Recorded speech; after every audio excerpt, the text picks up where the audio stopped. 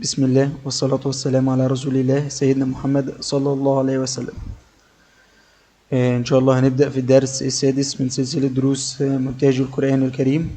كنا اتكلمنا في الدروس اللي فاتت عن ازاي تعدل على الصوت وتاخد سكرين للآيات وتضيف لها ترجمة على الفوتوشوب، وازاي تكتب اسم الصورة بخط الثلث، خط جميل ويكون مزخرفة كده وشكلها كويس. وكلمنا في الدرس اللي فات ازاي تعمل الموجات الصوتية بالافتر افكت. تمام. وقلنا ان احنا هنتكلم في الفيديو دوت عن نستخدم بقى الادوبي بريمير ونعمل شكل نهائي للفيديو بتاعنا. ده موقع اسمه بيكسابي، موقع بيبقى عليه صور وفيديوهات بجودة كويسة، جودة عالية يعني، وبيبقى مجاني. دوت ممكن تستخدم يعني تجيب فيديوهات طبيعية كده اللي هي بتشتغل ورا الآيات، زي منظر كده زي اللي انتوا شايفينه دوت، بتدي منظر كويس مع عرض الآيات. فدوت ممكن تستخدمه بعد كده يعني في فيديوهاتك. هبحث عن كلمة ناتشر.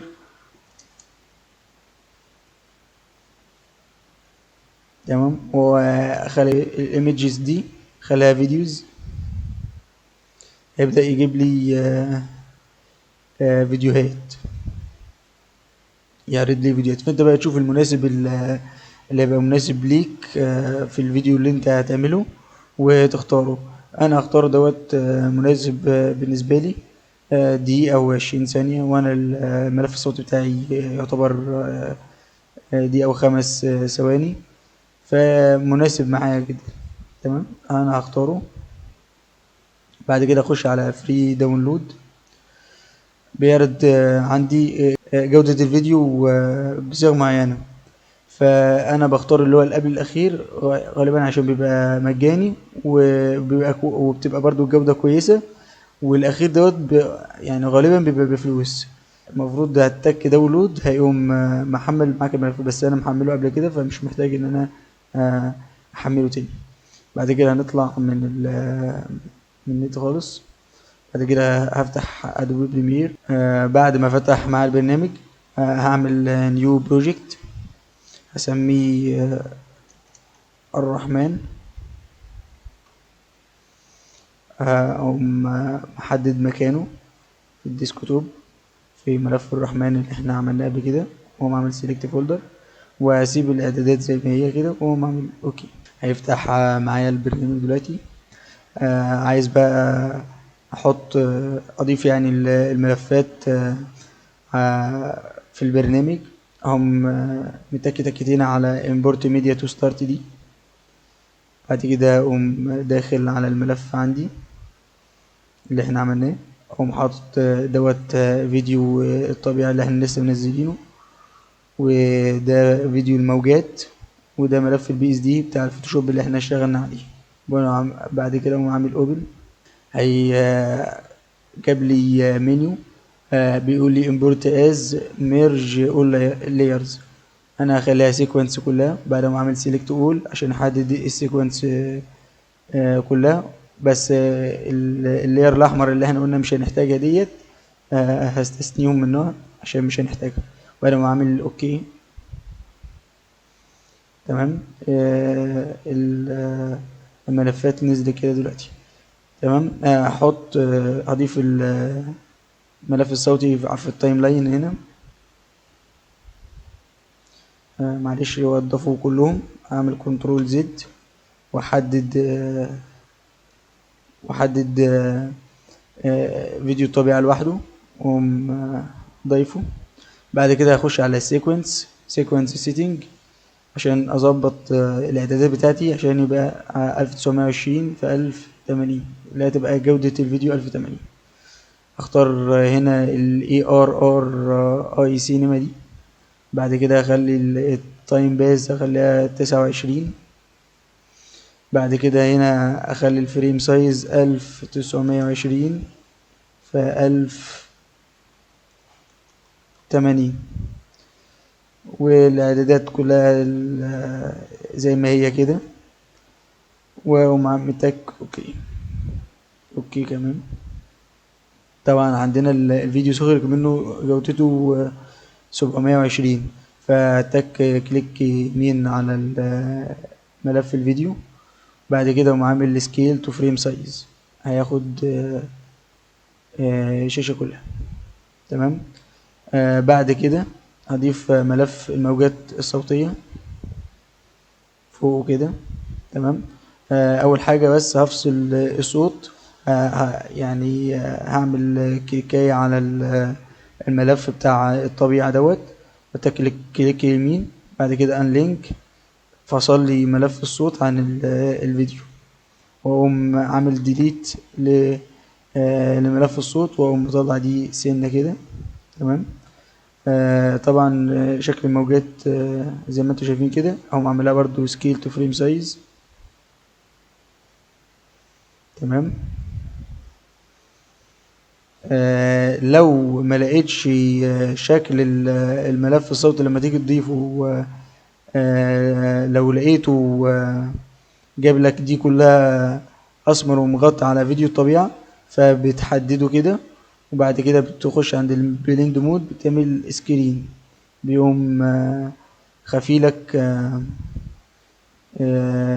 الجزء الاسمر اللي ورا، وبيظهر لك شكل الفيديو كده طبيعي. تمام. بعد كده اخش على ملف البي اس دي، تكتين كده عليه. بعد كده انزل تحت، اقوم ضايف الراوندد ريكتانجل تول والقارئ وصورة الرحمن، اقوم ضايفهم في التايم لاين. بعد كده اقوم متك كنترول، واقوم عامل بالبكرة كده اللي فوق. تمام. وهضيفهم كده فوق بعض. تمام. بعد كده اقوم محددهم بالشيفت، هما التلاتة، اتك على كل واحدة بالشيفت، واقوم سحبهم كده. السهم اللي جاي الاحمر دوت، ده بيعرفك يعني انت بتسحب كده.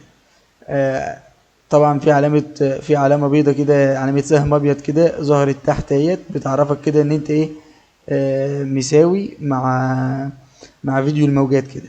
تمام. اهو سايب كده، هيمشي معاه بالظبط. هنزل كده تحت كمان. فيديو الطبيعة طبعا اكبر من فيديو الموجات، فهسحبه برضو كده، اظبطه على على قد فيديو الموجات. تمام. بعد كده هعوز اجيب الموجات الصوتية، اجيبها تحت هنا ايه، اظبطها كده على عند الراوند كده، اقوم طالع من هنا. بعد كده هتك على فيديو اللي هو الرحمن بتاع الموجات. بعد كده هتك على موشن. بعد كده هنزل تحت كده عشان اظبطها. تمام. بعد كده هسحب كده من الجنب كده، اصغر كده عشان اظبطها تبقى على قد الراوند دي كده. تمام. وابدا اظبطها كده، اكبرها سن بس. تمام. طبعا كده مش متاكد اذا كانت متساويه قوي ولا لا، فبعمل هنا الفيت ديت بخليها مثلا 200%. بعد كده او مثلا 150. بعد كده بنزل شويه كده، فبتشوف شكل الموجات اكتر، فبطلع فوق كده اظبطها. افتكر كده تبقى كويسه مظبوطه بالظبط.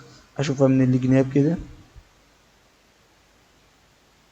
اشوفها من الجنب التاني، عايزه تيجي يمين سنه. تمام. نشوف كده، عايزه تيجي او اصغرها شويه بدل ما اجيبها يمين تاني.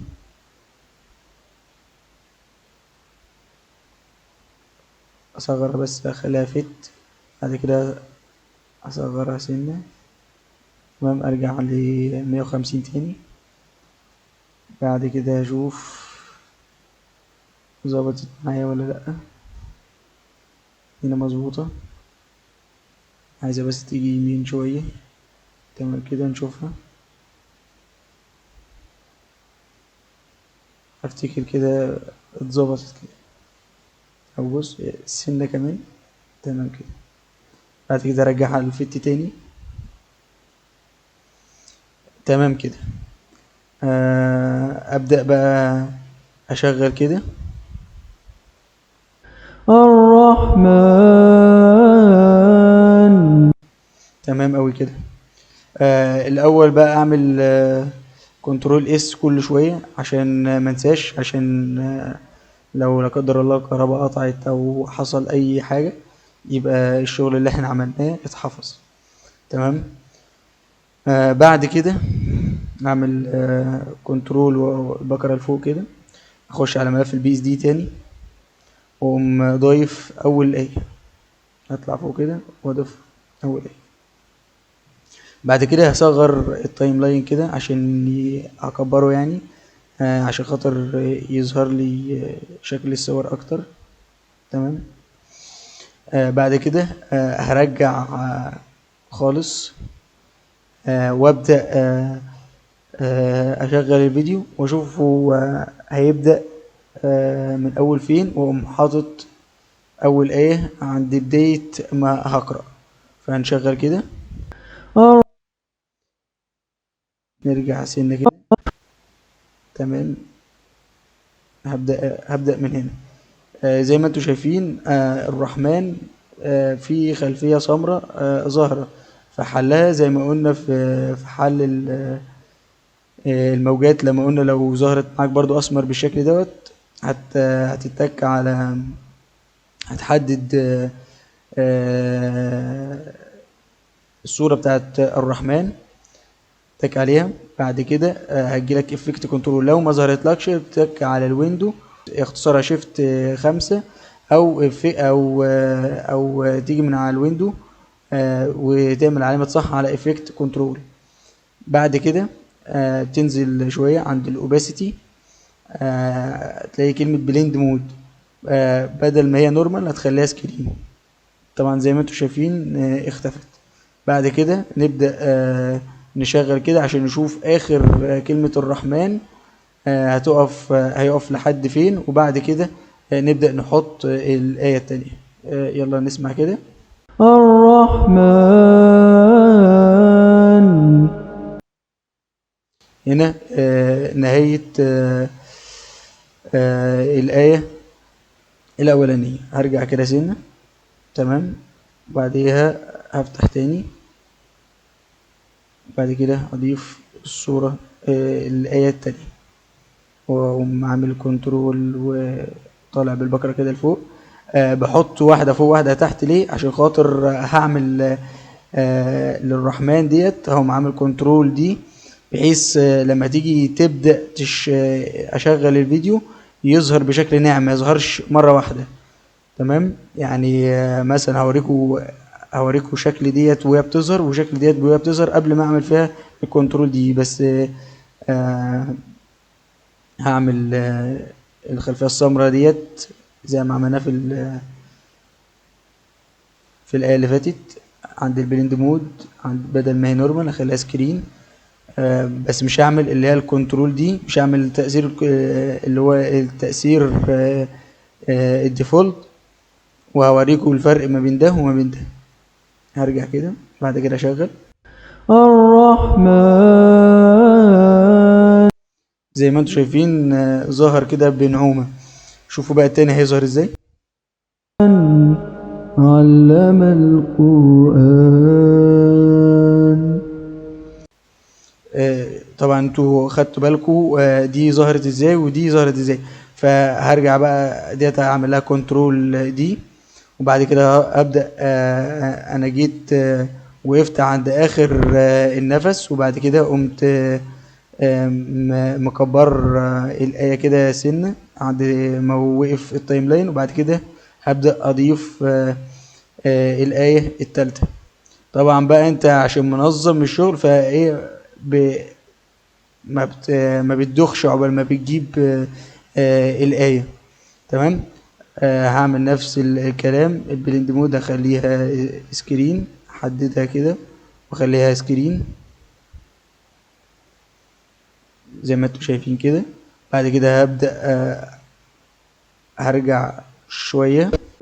بعد كده هبدأ بقى أشغل عشان أشوف هيمشي مع صوت ولا لأ. خلق الإنسان. لا، ديت خلق الإنسان ظهرت الأول، بعدين نعمل لها بس كنترول دي علشان نعمل لها تأثير الترانزيشن. بعد كده ديت هنكبرها سنة بسيطة، سنة بسيطة، بحيث بس تظبط عند مكان ما وقفنا كده. طب نرجع عشان نظبطها بالظبط، فهنرجع بت... ب... بزرار التشغيل دوت. نبدأ. هنا بدأ الصوت بشوية، فهنرجع كده لحد ما نحس ان في تغيير في الصوت. هنا بالظبط كده هنقوم مقدم كده، وديت اقوم محركة جايبها عند الاول كده. بعد كده هرجع سنة، هسمع بقى. خلق الإنسان علمه البيان. تمام، هم مظبطها كده، وهكذا بقى هنفضل نعمل الشغل دوت. فانا هقطع الفيديو لحد ما اخلص، بس هي ديت اللي انت هتفضل تعمله بقى طول الفيديو. تفضل تظبط الصوت، تشوف هتبدأ فين وهتنتهي فين، وتبدأ تحط الآية اللي بعدها. هخلص الآيات وبعد كده هجيلكوا تاني. تمام، وبكده هكون خلصت إضافة الآيات. ومعلومة بس بسيطة عشان تعرف تتحرك، بدل ما تفضل يعني في التايم لاين، بدل ما تفضل تيجي كده وتيجي كده، ممكن تعمل بالبقرة فوق أو تحت.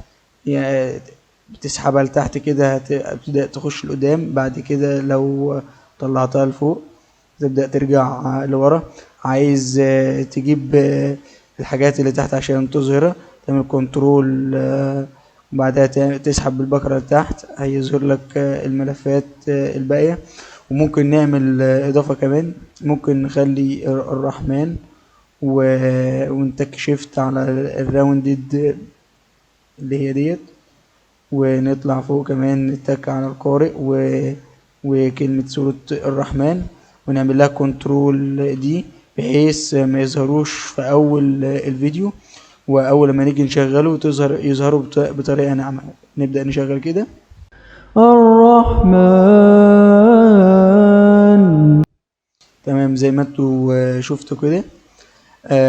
دي نعمل برضو كنترول اس عشان نحفظ الشغل اللي احنا عملناه. بعد كده عايزين بقى نعمل اخراج للملف، وممكن بقى تعمل بريفيو تشوف الشكل النهائي للفيديو بتاعك هيبقى شكله عامل ازاي. بتتك تكتين فوق هنا، علامة المربع اللي ظهرت جنب الماوس كده، تتك تكتين هيقوم مكبر لك بقى. تبدأ تشوف، ولا ديت هتشوفها بجودة متوسطة. عايز تشوفها بجودة عالية بقى زي ما الفيديو هيطلع، تقوم عامل ديت محددة فل. بس ديت لو جهازك ضعيف شوية هيتقل الجهاز معاك. بعد كده هتك تكتين كمان عشان ارجع الواجهة تاني. بعد كده بقى هعمل اخراج للملف، هقوم متك على فايل، متك اكسبورت، متك مختار اختيار الميديا او اختصار كنترول ام. تمام. بحدد الفورمات اتش 264. البريسيت بتشوف الجودة اللي انت محتاجها. الماتش سورس هايت بتريد ديت جودته برضو كويسة. وفي جودة للفيسبوك 720، وفي اتش دي 1080 و720، وفي يوتيوب كمان 1080، وفي الفيمو لو حد بيستخدمه. تمام، فانا هحدد يوتيوب 1080. بعد كده الاوتبوت نيم هسميه احط بس في الديسكتوب في الرحمن، اسميه وليكن الرحمن. تمام. بعد يوم عامل سيف. بعد كده اقوم عامل اكسبورت عادي. هيبدأ بقى يعمل اخراج للملف، وبكده نكون خلصنا شرح المونتاج القرآن الكريم. وإن شاء الله هتشوفوا الفيديو في أول الفيديو اللي احنا عملناه دوت في أول سلسلة الفيديوهات، بحيث تعرف انت أول ما هتخش يعني هتعمل شغل عامل ازاي. تمام. وإن شاء الله يبقى فيه دروس منفصلة كده هنعمل بها أشكال تانية من مونتاج القرآن الكريم، بحيث نعمل أكتر من شكل، بحيث ما يبقاش شغلك واحد. وإن شاء الله هنعمل حاجات كويسة جدا. ديت هتبقى آخر بس الشرح كسلسلة ماشية مع بعضيها، إنما الدروس التانية هتبقى إيه، دروس منفصلة كده. مرة بشرح مثلا إزاي تعمل موجات صوتية بأكتر من شكل، مرة أعمل شكل الفيديو اللي هو المونتاج اللي احنا لسه عاملينه دوت، أعمله بشكل مختلف خالص عن الشكل دوت. يعني إن شاء الله هتبقى فيه حاجات كويسة كده. وإن شاء الله يعني لو ربنا أكرمنا كده نبدأ نشوف لو في برامج سهلة عن برامج أدوبي نعمل بها مونتاج، ويبقى حاجة برضو جودتها كويسة وتفيدكم، وتبقى حاجة سهلة عليكم إن شاء الله. هنعملها بإذن الله. فما تنسونا يا رب تكون استفدتوا، وما تنسوناش من صالح الدعاء. والسلام عليكم ورحمة الله وبركاته.